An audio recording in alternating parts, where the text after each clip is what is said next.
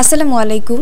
Easy learning for জুনিয়র্সের পক্ষ থেকে সকলকে শুভেচ্ছা ও স্বাগতম। আজকে আমরা ষষ্ঠ শ্রেণীর বিজ্ঞান বিষয়ের তোমাদের বার্ষিক পরীক্ষার যে নমুনা প্রশ্ন দেওয়া রয়েছে তার নৈর্ব্যক্তিক অংশের উত্তর দেখে নিব। তোমাদের বার্ষিক পরীক্ষার জন্য একটা নমুনা প্রশ্ন কিন্তু দেওয়া হয়েছে, তো পুরো প্রশ্নের উত্তর একটি ভিডিওতে দিলে ভিডিওটা অনেক বড় হয়ে যাবে। তার জন্য আমি প্রশ্নের উত্তরগুলো পর্বভিত্তিক দেওয়ার চেষ্টা করব এবং প্রত্যেকটি বিষয়ের উপরই এরকম করে নমুনা প্রশ্নের উত্তরগুলো দেওয়া হবে, তোমরা অবশ্যই দেখে নিবে।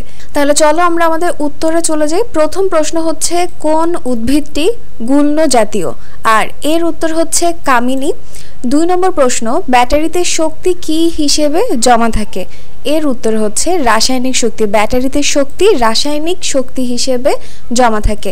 3 নম্বর প্রশ্ন বৃষ্টি পরিমাপক যন্ত্র কোনটি, বৃষ্টি পরিমাপক যন্ত্র হচ্ছে রেইন গজ। প্রশ্ন 4 কোনটি মৌলিক একক নয়, 4 এর খ, এটা হচ্ছে মৌলিক একক নয়। কারণ এরপর রয়েছে প্রশ্ন 5। প্রশ্ন 5-এ আমরা একটা চিত্র দেখেছি এবং এরপর লেখা রয়েছে যে উপরের চিত্রটি কোন নক্ষত্র মণ্ডলীর, আর এর উত্তর হচ্ছে উর্সা মেজর। প্রশ্ন 6 কোনটি বিদ্যুৎ অপরিবাহী পদার্থ, আর এর উত্তর হচ্ছে ফসফরাস হচ্ছে বিদ্যুৎ অপরিবাহী পদার্থ।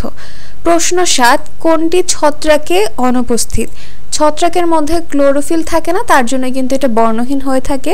প্রশ্ন 8 কুয়া থেকে পানি তুলতে কোন ধরনের সরল যন্ত্র সবচেয়ে উপযোগী, আর এর উত্তর হচ্ছে কপিকল। এরপর বলেছে যে তামা, অ্যালুমিনিয়াম, রূপা ও কাঠের তৈরি একই আকৃতির 4টি চামচ নেওয়া হলো। প্রতিটি চামচের হাতলের প্রান্তের সাথে মোম দিয়ে একটি করে দেয়াশলাই কাঠি আটকে দেওয়া হলো। চামচগুলো একটি পানির পাত্রে এমনভাবে রাখা হলো যেন কাঠি লাগানো প্রান্তটি উপরের দিকে থাকে এবং পানি থেকে উঁচুতে থাকে। এরপর পানির পাত্রে তাপ দেওয়া শুরু হলো। তো এই উদ্দীপকের উপর ভিত্তি করে আমার 9 আর 10 প্রশ্নের উত্তর করতে হবে। তো আমার উদ্দীপক তো পড়া হলো, এখন প্রশ্ন 9 বলেছে কোন পদার্থের তৈরি চামচ থেকে কাঠি সবচেয়ে আগে খুলে পড়বে, যার তাপ পরিবহন ক্ষমতা বেশি সেই তো আগে পড়ে যাবে, কারণ তাপ পরিবহন ক্ষমতার কারণে মোমটি গলে যাবে এবং কাঠিটি পড়ে যাবে। আর যার তাপ পরিবহন ক্ষমতা কম সেটা কিন্তু এত সহজে তাপ পরিবহন করবেও না এবং সেই কাঠিটিও পড়বে না। আর আমাদের এখানে কি কি পদার্থ নেওয়া হয়েছে তা হচ্ছে তামা, অ্যালুমিনিয়াম, রূপা, কাঠ।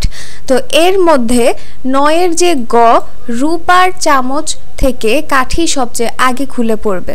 ঠিক আছে, মানে আমাদের এই অপশনের মধ্যে রূপা হচ্ছে তাপ পরিবহন ক্ষমতা তার বেশি, তার জন্য এখান থেকে কাঠি আগে খুলে পড়বে। কাঠিটি খুলে পড়ার সময় চামচের তাপমাত্রা কত হবে, আর এর উত্তর হচ্ছে 57 ডিগ্রি সেলসিয়াস। এগুলো তোমাদের বইয়ের মধ্যেই রয়েছে। প্রশ্ন 11 একটা 2 কেজি ভরের একটি বস্তু 3 মিটার পার সেকেন্ড বেগে গতিশীল হলে বস্তুটির গতিশক্তি কত। আমরা জানি গতিশক্তির সূত্র কি, যে হাফ এম ভি স্কোয়ার, এটা হচ্ছে গতিশক্তির সূত্র। এখানে এম হচ্ছে কি ভর মানে 2 কেজি, আর ভি হচ্ছে বেগ মানে 3 মিটার পার সেকেন্ড।